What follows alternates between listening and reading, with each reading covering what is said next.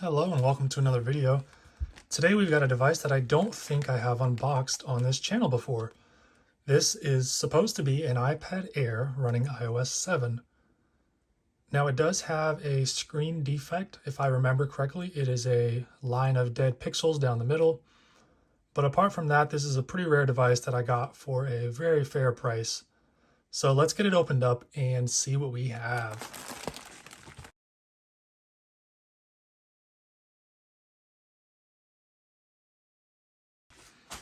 Okay, check that out. It's got the original box. Yep, line and screen. That is what I'm expecting. The box is not in great shape. 32 gigabytes. I don't remember if that is the capacity of this iPad. Let's open this thing and see. Okay, there it is. It is actually in the plastic wrap. Kind of. Will someone put it back inside here? I would imagine that this thing was not really used that much, considering it's still on iOS 7. If we take a look around the device, it is in very good condition. I'm not seeing any dents or even scratches on this thing. The display looks to be flawless.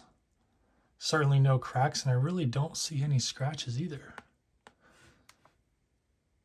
Okay, and it's got 5% battery, and you can tell right away it's got slide to unlock, so iOS 7, 8, or 9.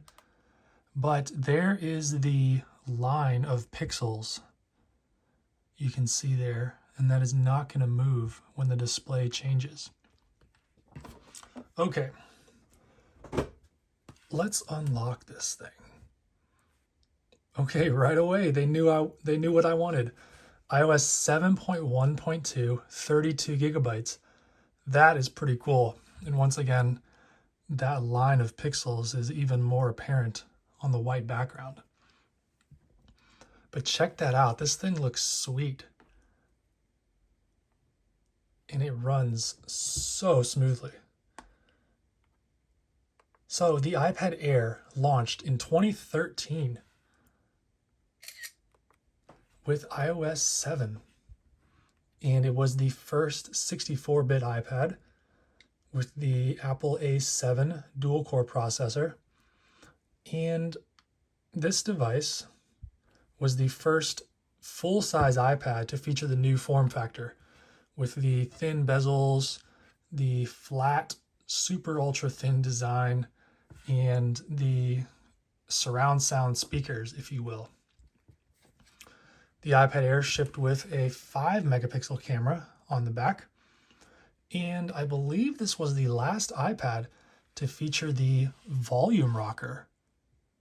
And earlier today, Apple announced the iPhone 15 Pro that got rid of the volume rocker in favor of the function button. So this is the last iPad to have one of those, and it lived on with the iPhone for many more years. So this iPad shipped with iOS 7, and it would go on to get the updates for iOS 8, iOS 9, iOS 10, iOS 11, and then ultimately iOS 12 is where this thing finishes its software updates. So a pretty good run, but Apple kind of limited this device by only giving it 1 gigabyte of RAM. The same with the iPhone 5S and even the iPhone 6. If they had doubled the RAM to 2 gigabytes, I think this thing could have had a much longer life and its performance would have been much better.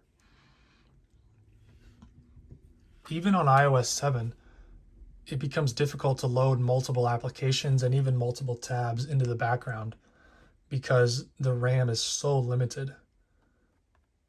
This is one of those things where it had a really powerful processor, really powerful CPU, really powerful GPU, but the RAM just was not enough for this device. Let me connect to Wi-Fi and then we'll see if Siri works and if the app stores will load.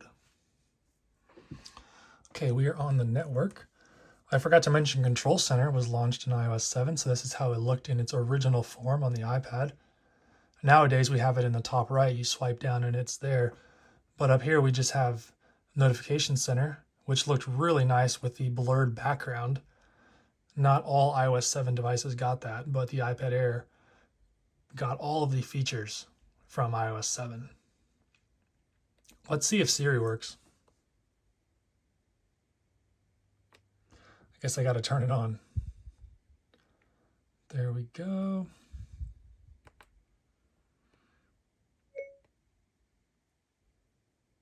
What's the temperature right now? I found this on the web. Okay, so I think Siri does work. What were the scores of college football games this past week? Here are the results from college football between September 4th, 2023 and last Saturday. Nice. I don't know if iOS 7 Siri has been working. Okay, sorry for the pause there. My phone actually ran out of storage.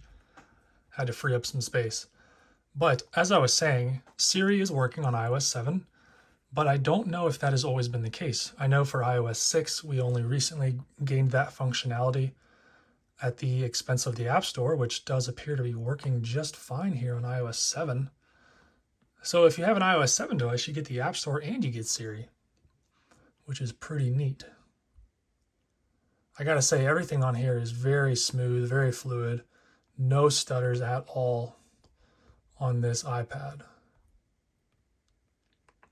Multitasking is smooth, although it's going to have to reload apps pretty frequently because, like we discussed, this thing does not have enough RAM.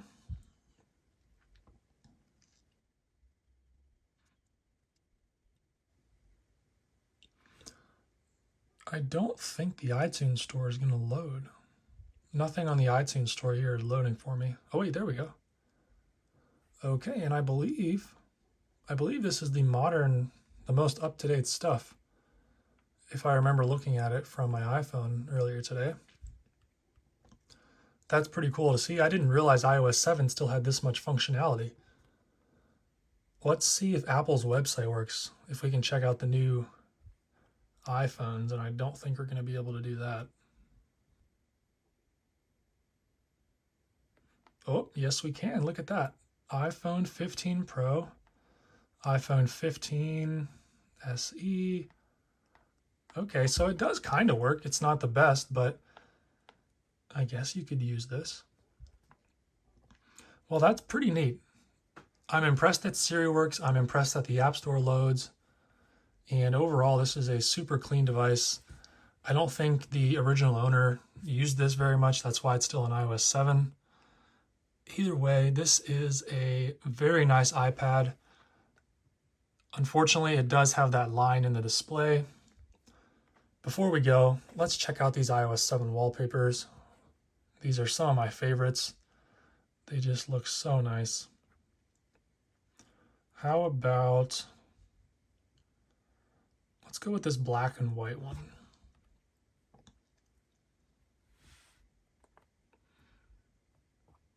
There we go. All right, there you have it. That's been a look at the iPad Air on iOS 7. Pretty rare device to find in 2023. And I hope you enjoyed this video. And as always, I will see you in the next one.